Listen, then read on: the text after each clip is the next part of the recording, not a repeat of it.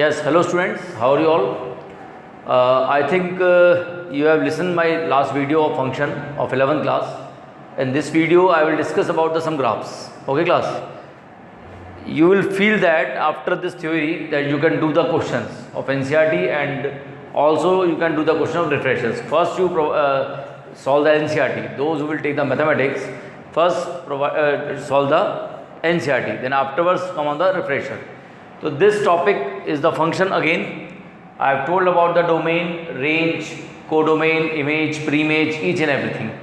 So in this video basically I will explain some graphs. Very easy thing it is, आप 10th class से इसको connect करके देखिए, आपको बहुत आराम से फील होगा. वही वैल्यूज पुट करनी है, वही आंसर निकालना है. Symbols will be change only.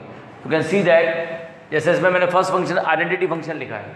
Identity function, अब आइडेंटिटी फंक्शन आपको पता होना चाहिए. इसको एक तो रिप्रेजेंट करने का तरीका होता है फंक्शन आर टू आर.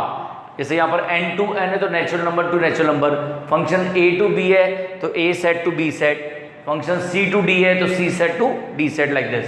यहाँ पर है रियल वैल्यूड फंक्शन. R जो है सेट ऑफ रियल नंबर्स है और ये रियल वैल्यूड फंक्शन है. ठीक क्लास?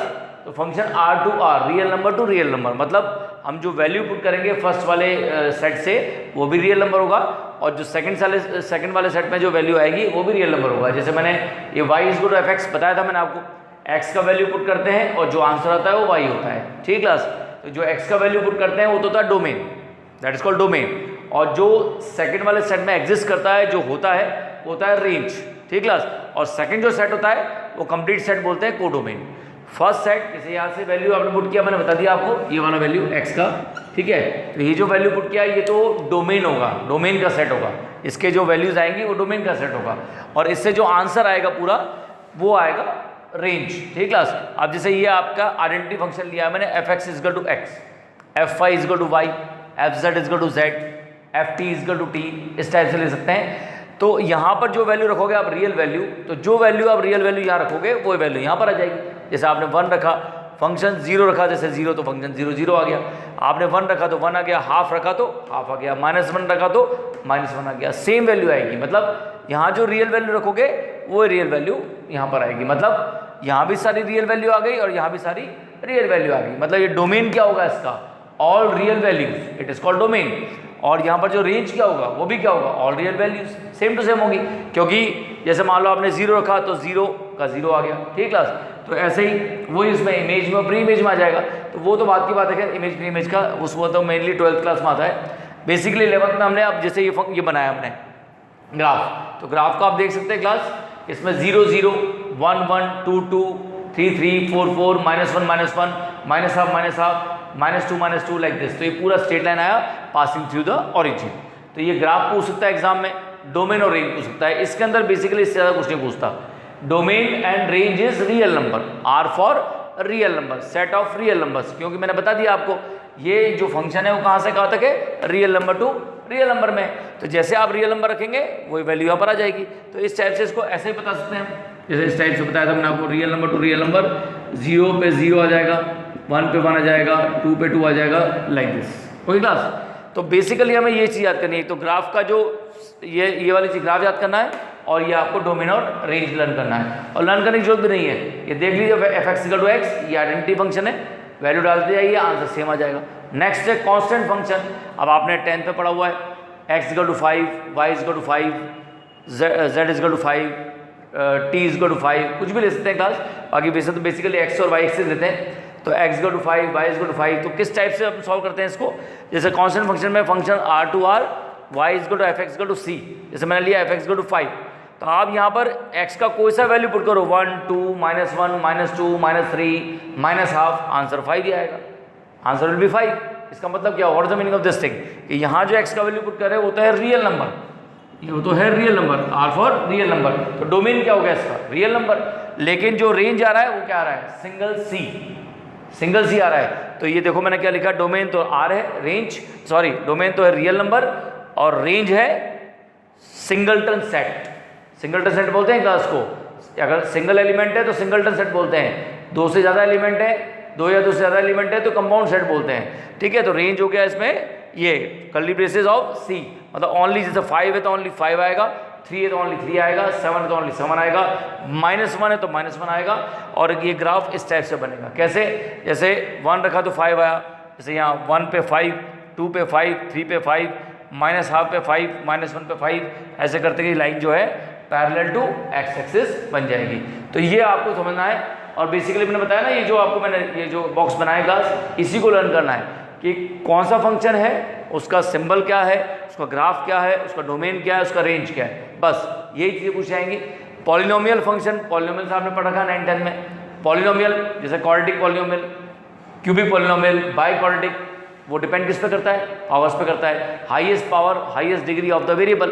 तो जैसे यहाँ पर function R2R, real number to real number for each x in R, y is equal to fx is equal to ये a0 plus a1x plus a2x square plus dot dot dot plus an x power n, ये आपका एक polynomial का function है, general function, ठीक है। और n जो होता है इसमें नॉन नेगेटिव इंटीजर होता है। अगर n की पावर माइनस में आ जाएगी या अपॉन में आ जाएगी तो वो पॉलिनोमियल नहीं कहलाएगा। ठीक क्लास, ये आपने 9th क्लास में पढ़ लिया चीज़। तो n जो है नॉन नेगेटिव इंटीजर्स है और a0, a1, a2 जो कोफिशिएंट्स हैं वो जो है रियल नंबर है। वो हाफ भी हो सकता है, -½ भी हो सकता है, कोई दिक्कत नहीं है। तो जैसे मैंने यहाँ पर 2-3 एग्जांपल लिए हैं, fx equal to x³ - x² + 2, gx equal to x⁴ + √2, और एक एग्जांपल लिया मैंने, इसका ग्राफ भी बनाया है, fx इक्वल टू x²। ये ग्राफ होता है पैराबोला, ये भी 10th में था आपका सेकंड चैप्टर में। ये ग्राफ होता है पैराबोला x², जैसे fx इक्वल टू x², तो x की जो वैल्यू है ये तो डोमेन आएगी और जो आंसर आएगा x² वो आएगा रेंज। बार बार मैं बता रहा हूँ क्लास आपको, ये जो x की वैल्यू पुट करेंगे वो तो डोमेन आएगा और x² का जो आंसर आएगा वो आएगा रेंज। जैसे मैंने 1 रखा है यहाँ पर, x इक्वल टू 1, तो f1 इक्वल टू 1² 1 आ गया, -1 रखा तो भी 1 आ गया, 2 रखा तो f2 इक्वल टू 2² 4 आ गया। इस टाइप से ये ग्राफ बन जाएगा। तो जैसे मान लो सपोज मैंने एग्जाम्पल लिखा है, तो इसका जो एग्जाम्पल लिखा है क्लास, इस एग्जाम्पल के अंदर आपको डोमेन और रेंज लिखना है। तो आप डायरेक्टली एग्जाम में क्या लिखेंगे? x तो क्या है? डोमेन, x² क्या है? रेंज। तो domain of f is equal to curly braces x oblique x belongs to R, तो दिस इज कॉल्ड डोमेन। और रेंज क्या होगा इसका? x², क्योंकि रियल नंबर है। अब रियल नंबर तो बहुत सारे होते हैं, वैल्यू डालते जाओगे, लिखते जाओगे, तो उसको कैसे लिखोगे? इनफाइनाइट सेट जाएगा वो। इससे अच्छा आप लोग इसको इस फॉर्म में लिख देना, तो ये आपका आंसर आ जाएगा। ठीक क्लास, तो ये मैंने आपके 3 ग्राफ्स आपको डिस्कस किए। अब मैं आपको 4th ग्राफ बताता हूँ क्लास। ठीक, now class 4th graph is rational functions. ये सारी वैल्यूज, ये सारी टर्म्स आप देख चुके हैं, सुन चुके हैं, इनके ग्राफ भी बना चुके हैं। ये सब सिर्फ नेमिंग वगैरह चेंज हो गया। यहाँ डोमेन और रेंज है मेनली, बेसिकली बाकी ग्राफ वही है, वही वैल्यूज पुट करनी है आपको। और आपको ये भी पता है कि जैसे something bye 0 is not defined, ये आपको पता ही है, 10th क्लास में ट्रिग्नोमेट्री पढ़ा हुआ आपने। तो रेशनल फंक्शन जैसे fx/gx की फॉर्म में होता है।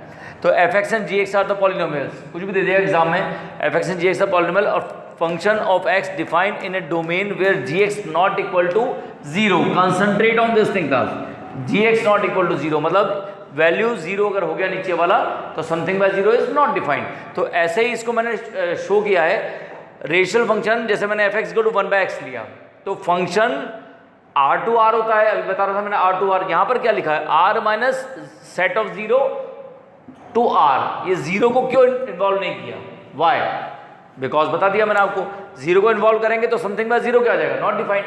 नॉट डिफाइंड लेना ही नहीं हमको। तो इसी तरीके से मैंने एक छोटा सा ग्राफ बनाया है। तो इसमें function r minus 0 to R, तो ये जो x किसको बिलोंग कर रहा है? जो वैल्यू डालेंगे हम डोमेन वाली, डोमेन की जो वैल्यू डालेंगे फर्स्ट वाले फंक्शन से, फर्स्ट वाले उससे मतलब सेट से, तो वो किसको रिप्रेजेंट कर रहा है? ये चीज़ डोमेन को रिप्रेजेंट कर रही है। x belongs to r minus 0। 0 नहीं लेना है, 0 लेंगे तो 1/0 क्या आ जाएगा? Not defined. तो यही चीज़ मैंने लिखी यहाँ पर। डोमेन तो क्या हो गया उसमें? All real numbers accept 0। और ऐसे आप जब 0 का वैल्यू नहीं रखेंगे तो इसमें रेंज क्या होगा? All real numbers accept 0। इसका मतलब डोमेन और रेंज क्या हो गए? सेम हो गए। अब ये आप देख सकते हैं ग्राफ क्लास, ये टच तो नहीं जा रहा, ठीक है। आप वैल्यूज डालना इसमें, जैसे 0 डाला, यहाँ पर 0 डाला तो नॉट डिफाइंड आ जाएगा।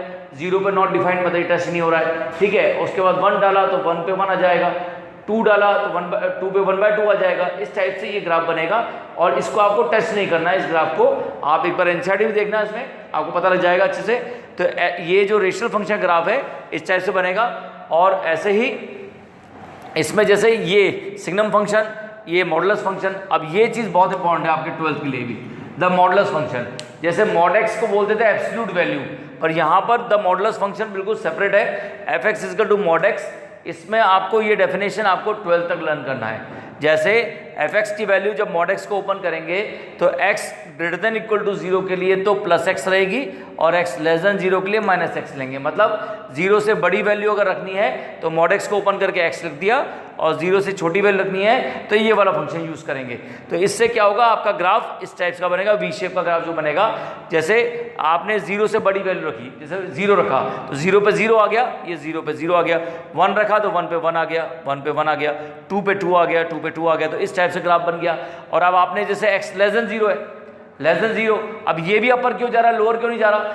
लेस देन 0 आपने रखा, लेस देन 0 जैसे -1 रखा, अब -1 रखेंगे तो माइनस माइनस क्या हो जाएगा, +1, तो -1 पे +1 आएगा, -2 पे +2 आएगा, -3 पे +3 आएगा। तो इस टाइप से ये ग्राफ बनेगा। तो आपको ये ध्यान रखना है, मॉडुलस फंक्शन ग्राफ ये आपको पूरा अच्छे से ध्यान रखना है। सिग्नम फंक्शन बहुत इंपॉर्टेंट है क्लास, ये आपका 11th क्लास के लिए 1 मार्क का बहुत फेमस क्वेश्चन है, बहुत अच्छा क्वेश्चन है। 1 मार्क का क्वेश्चन पूछा जाता है, इसमें क्या पूछा जाता है, वही रेंज एंड डोमेन। तो function real number to real number में ये सिग्नम फंक्शन है जो आपको अच्छे से लर्न करना है नेम के साथ। x की वैल्यू 0 से ग्रेटर, x ग्रेटर देन 0 पे जब रखेंगे, जैसे 1 रखा तो 1 आएगा, 2 रखा तो 1 आएगा, 3 रखा तो 1 आएगा, x इक्वल टू 0 रखा तो 0 आएगा। लेस देन 0 रखेंगे तो क्या आ रहा है, -1। लेस देन 0 का मतलब -1 रखा -1 आएगा, -½ रखा -1 आएगा, -2 रखा -1 आएगा, इस टाइप से। तो ये जो वैल्यू है, ये वैल्यू, ये तो हो गया डोमेन की फॉर्म में, और ये जो आंसर आएगा ये आएगा रेंज। मतलब क्या हुआ इसका, रेंज में सिर्फ 3 एलिमेंट्स आएंगे सेट में, -1, 0 और 1। डोमेन क्या आएगा, ऑल रियल नंबर्स। क्यों, 0 से ग्रेटर वाले सारे नंबर आ गए, 0 से लेस वाले सारे नंबर आ गए, 0 भी आ गया, 0 भी आ गया, 0 से ग्रेटर नंबर भी आ गए, 0 से लेस नंबर भी आ गए। और डोमेन क्या हो जाएगा, रियल नंबर। और रेंज क्या होगा इसका, -1, 0, 1। क्यों, क्योंकि हमारा जो रेंज है वो इसी के अंदर घूम रहा है पूरा का पूरा। ठीक है, 0 से ग्रेटर वैल्यू रखोगे तो 1 1 लिखते जाएंगे, 0 रखेंगे तो 0 लिखेंगे, और 0 से लेस रखेंगे तो -1 लिखते जाएंगे। तो इसका ग्राफ इस टाइप से बनेगा, जैसे -1 रखा, जैसे 0 से लेस रखा, इस टाइप से। तो ये ग्राफ आपको लर्न करना है। अब नेक्स्ट जो वीडियो होगा उसके अंदर मैं आपको फंक्शंस में कुछ टॉपिक्स बताऊंगा। एक ग्राफ है ग्रेटेस्ट इंटीजर फंक्शन, वो भी बताऊंगा। आप इतना पढ़िए, एनसीईआरटी सॉल्व कीजिए, और जो भी डाउट्स हैं, जो मेरे इंस्टीट्यूट के बच्चे हैं या जो भी मेरे स्कूल के बच्चे हैं, उससे डाउट ले सकते हैं इंडिविजुअल।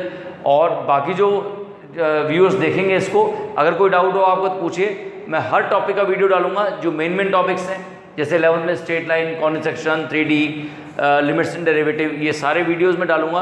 बेसिकली मेरा जो एम है वो अच्छे से थ्योरी पार्ट कवर करवाना है, क्योंकि हर क्वेश्चन वीडियो में करवाना पॉसिबल नहीं है। तो मैं बेसिकली आपको पूरा टॉपिक कवर करवा के, ताकि आप लोग 12th के लिए प्रिपेयर हो जाएं। जो मैं कंसेप्ट दूंगा आपको वो सारा आपके 12th के लिए हो जाएगा। तो प्लीज़ लाइक करिए, शेयर करिए, मोटिवेट करिए। ये ऑनलाइन में हम लोग कुछ सीख रहे हैं, हम टीचर्स भी, इसके लिए हमें आपकी मोटिवेशन की, इंस्पिरेशन की ज़रूरत है। Thank you class, have a nice day.